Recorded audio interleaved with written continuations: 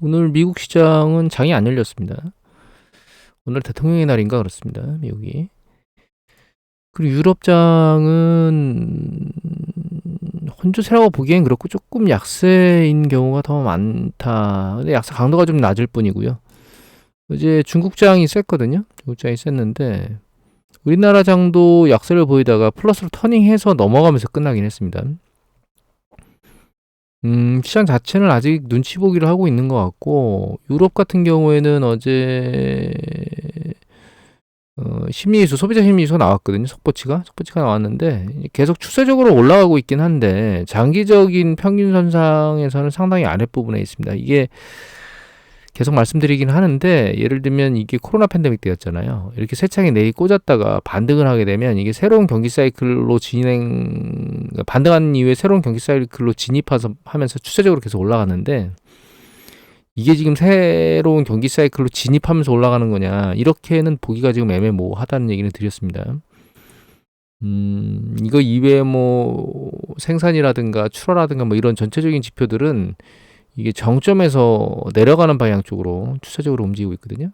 유럽 정도 그렇게 이제 실물 경제 쪽의 경제 지표가 이렇게 좋은 건 아닙니다. 경제 활동된 경제 지표가 단지 심리 지표만 지금 반등해서 올라오고 있다. 작년 하반기 이후에. 그래서 모니터링은 계속 해야 될 상황이고, 중국이 주식시장이 급등을 어제 했거든요. 상당히 세게. 근데 이게 왜 급등했는지는 사실 명확히 잘 모르겠습니다. 저는. 어제 중국 인민은행이 기준금리를 조작을 하진 않았거든요. 그냥 현재 상황을 계속 유지하고 있는 상황이고, 사실 기준금리 움직임을 보면요, 재작년 2021년도 12월 달부터 조금씩 내리기 시작했거든요. 그때는 이제 그 1년물 내리고, 그 다음에 5년물 내리고, 이렇게 계속 내리기 시작했거든요. 그래서 작년 8월까지 인하를 계속하고 지금 현재 중단 상태거든요. 그런데 레포 금리를 보면, 이 레포 금리를 보면 이게 작년에 좀 장기적으로 늘려볼까 이렇게 보시면 재작 2021년도 한 3월, 그러니까 기준금리를 내리기 시작한 이후 한 두세 달 지나고 나서부터는 추세적으로 계속 레포 금리가 내려왔거든요. 이 레포 금리 뭐냐면 금융기관에서 중앙은행에다가 국채를 맡기고 현금을 좀 빼가면서 내야 되는 이자율이거든요. 즉 금융기관이 중앙은행에서 돈을 빌릴 때 지출하는 그 이자 금액이라고 생각하시면 됩니다. 그 레포 금리는 추세적으로 작년 8월 이후에 올라오고 있어요. 그러니까 작년 기준금리 인하가 멈춘 이후로 올라오고 있어서 시장의 자금에 대한 어떤 수요들, 그다음에 금리 패턴은 약간 올라가고 있는 패턴을 보이고 있는 겁니다. 레포 시장에서는. 기준금리를 또다시 아랫방향으로 내리는 상황이 아니면 금리는 꾸물딱꾸물딱 위로 올라가는 패턴을 보이고 있는 게 아닌가, 이런 생각을 현재는 하고 있습니다. 긍정적이라고 볼 수도 있고요. 다만 통화정책상으로는 낮은 금리 수준을 유지하려고 정책상으로는 행동을 하고 있는데, 시장에서는 그렇게 유지가 안 되고 있다, 이렇게 해석을 할 수도 있습니다. 그래서 어제 중국 시장이 금리가 급등한 이유는 정확히 저는 인지를 못하겠고, 뉴스 보도상에서 놓고 보면 과도하게 하락한 것 때문에 반등 심리에 의해서 튀었다, 이렇게 얘기를 좀 하고 있거든요. 상황은 좀 봐야 될 것 같고, 이 추세색이, 그러니까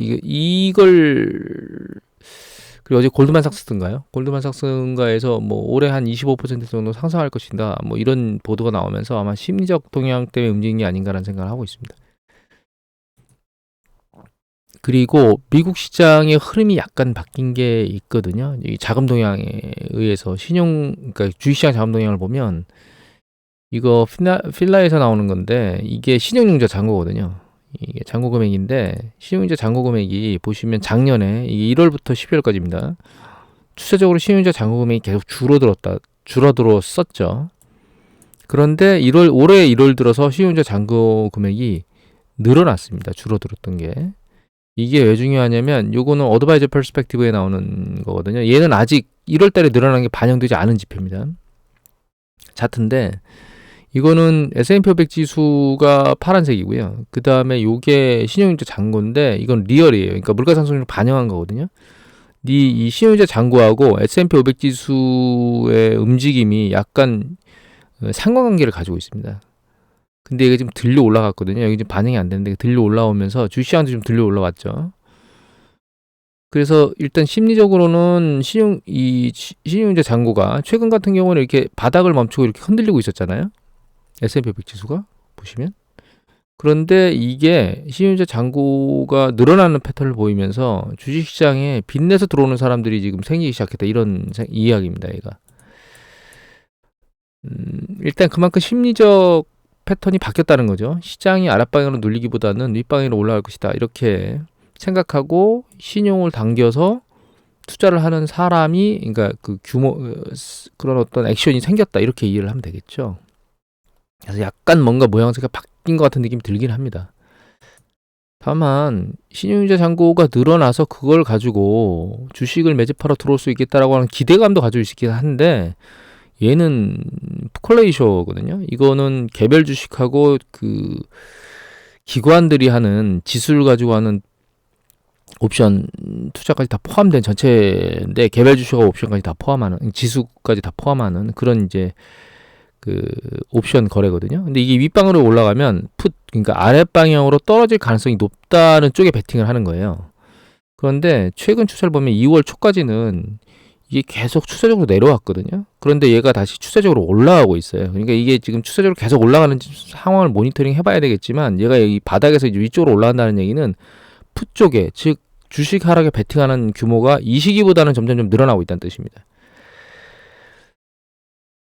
신용융자 잔고의 규모가 늘었는데 그걸 풋 쪽에 베팅할지 콜 쪽에 베팅할지는 모르겠지만, 장기 추세성으로 놓고 보면 사실 콜 베팅 쪽, 그러니까 이제 주식을 끌어올리는 쪽으로 베팅하는 게 맞긴 한데, 일단 이게 추세적인지 일시적인지를 판단하기에는 상황을 좀 계속 봐야 될 것 같고, 얘가 무조건 긍정적으로만 해석하면 안 된다. 왜냐면 풋 베팅이 늘어나고 있다 지금 최근에. 그래서 조정을 받으려고 하는 힘이 조금 늘어나고 있다. 얘만 보면 다른 경제 지표들도, 아니 다른 어떤 기술적 지표들도 보여드리면 이게 의미가 사실은 없어요. 이게 왔다 갔다 의미가 없다기보다는 서로가 다 혼재돼서 움직이고 있기 때문에, 지금은 주식시장 S&P 500 지수가 미국 주식시장이 상황 오르내림에 대한 그 눈치 보기를 열심히 해대고 있다. 방향성 타진을 하지 못하고, 이렇게 이해를 해야 될 것 같아요. 물론 이제 추세적으로는 저는 아직은 얘가 전반 상승, 그러니까 제가 정강 후약이라고 말씀드렸잖아요. 전에 상승 강도가 멈춰서 아랫방향으로 내려갈 것이다. 이런 생각을 하고 있지는 않습니다. 다만 이제 최근에 우려되는 거는 투표권이 없긴 하지만 매파 쪽에, 그러니까 매파 쪽에 포함되는 그런 연준 인사들이 그 0.5% 인상 얘기를 하고 있잖아요. 3월 달에. 실제로 그런 일이 발생하면 일단 여기서 출렁임이 좀 강해질 것 같습니다. 0.25씩 몇 번을 더 올리는 거는 시장의 주는 강도가 그렇게 낮겠지만, 0점을 한꺼번에 올리는 거는 시장의 강도가 좀 있을 거거든요. 그거에 따라서 주식이 일단 어느 정도 움직일지에 대한 방향성을 보지 않을까. 3월 연준회의 때까지 눈치 보기 장세는 계속될 것 같아요. 그리고 이제 방향성 타진이나 이런 것들은 이제 최종적으로 금리 인상이 어느 형태로 이루어질 것인가에 따라서 강도나 방향성이나 이런 게 결정되지 않을까, 이렇게 생각하고 있습니다. 그리고 이거 S&P 골드 레이팅 보고서인데요. 보시면은 이게 디폴트와 관련된 것에 대한 예측치거든요. 등급별 회사채. 근데 여기 보시면 이게 언제 나온 거냐? 2월 16일 날 나온 겁니다. 여기 보시면 얘가 예측치인데, 지금 이게 2022년 12월이거든요. 12월에 1.7% 정도 디폴트가 났었는데, 올 하반기 말에 보시면 이 투기등급성 채권이죠. 투기등급성 회사채의 디폴트가 일어날 가능성이 이제 일반적으로는 한 4% 정도. 이게 직전 보고서에서 3.6인가 그랬거든요. 점점점 올라가고 있습니다. 이 디폴트가.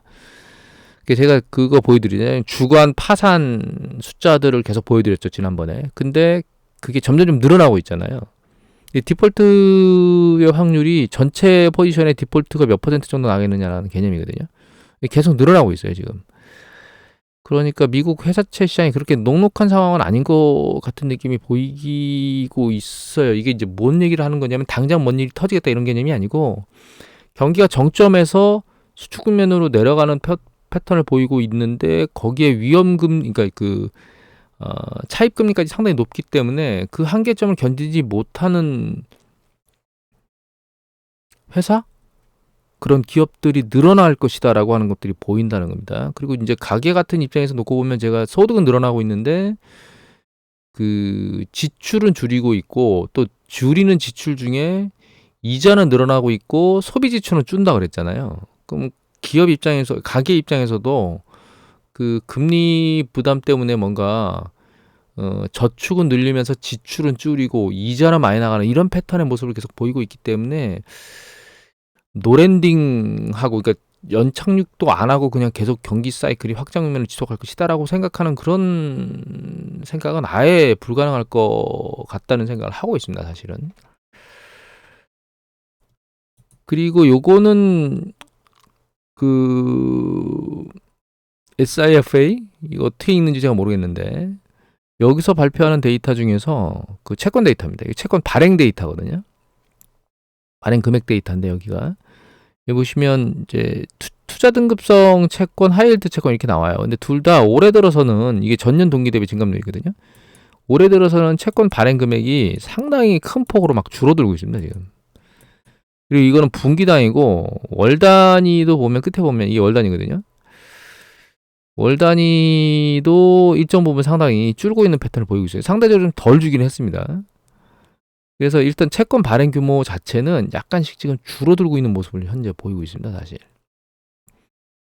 이게 금리가 높아서 사실은 발행하기가 녹록치 않은 것도 있을 거고요. 미국도 사실 돈맥경화, 자금 경색이 일정 부분은 지금 일어나고 있는 게 아닌가라는 생각을 조금씩 하게 만드는 그런 지표들이에요. 그리고 가끔 보여드렸던 리얼 인베스터 어드바이스에 나오는 그 레터로는 잠깐 보여드릴 건데 이거 한글판으로 번역해서 보여드릴게요. 이렇게 보면 이게 MACD인데 일봉 S&P 500 지수 MACD입니다. 요거 지금 터치하고 지금 내려오고 있거든요. 시그널선이 터치됐습니다. 그래서 이게 조정의 시그널이 시작된 거 아닌가라는 생각을 조금 하게 만드는 그런 시그널이기도 하고 이거는 뭐냐면 경기 침체가 없을 것처럼 지금 현재 베팅을 하거나 투자가 진행되는 과정을 보이고 있긴 하거든요. 그런데 이제 이게 2년 국채 수익률이에요. 2년 국채 수익률은 3개월 국채 수익률과 포함돼서 사실 연준의 기준금리 움직임하고 상관관계가 높은 채권 수익률이거든요. 국채 수익률인데 이게 일정 부분 강도가 이렇게 상승하다가 올라가면 이 경기 사이클 이렇게 수축하면서 주식시장이 조정을 받아요. 근데 이게 얘는 이 시기에는 사실 올라가다가 중반부에 있기 때문에 사실 조정을 받고 다시 올라가는데 지금은 이 채권 수익률이 상당히 높은 수준이거든요. 이게 글로벌 금리위기 수준보다 살짝 덜 낮은 수준이거든요. 한 1포인트 정도 낮은 것 같아요.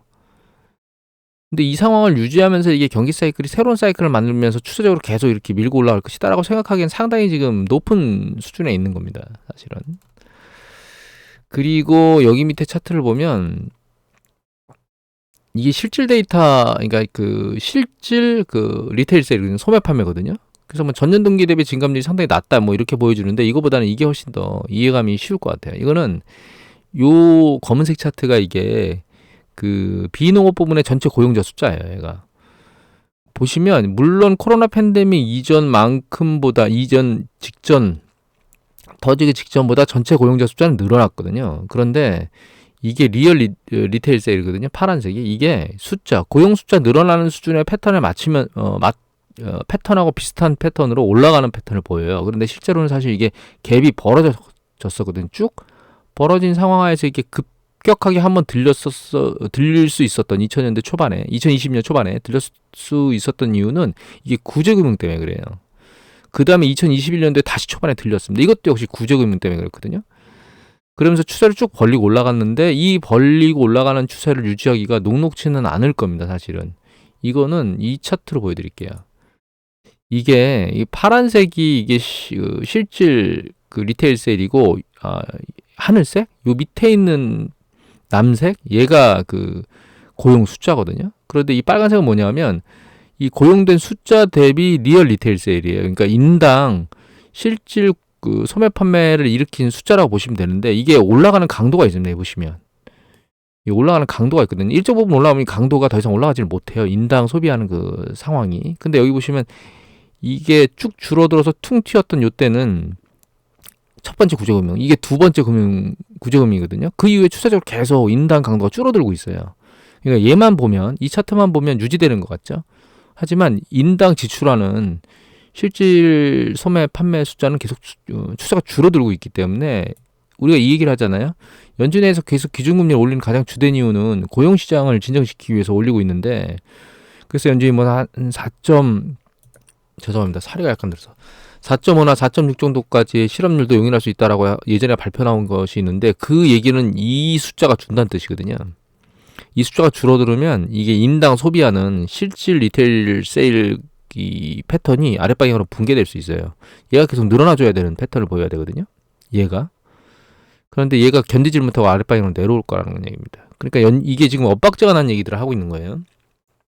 미국은 가계 지출이 70%를 가계 소비가 경제의 70%를 부담하고 있고, 지금 70%는 넘었습니다. 넘은 상태로 있는데 연준은 금리를 올리고 있고, 그 금리가 올라간 상황 하에서 사실 차익금리가 굉장히 높은 상황에 있는데, 그 상황에서 지출을 계속 물가 상승률을 뛰어넘는 수준 형태로 계속 유지할 수 있을 것이다라고 하는 상황으로 해석을 하고 있다는 거죠. 그런데 연준이 금리를 올리게 되면 그게 이제 고용시장을 좀 진정시키고 약간의 실업률을 양산할 수 있는데, 그런 상황에서도 계속 지출이 계속 늘어나는 패턴? 실제 지출이?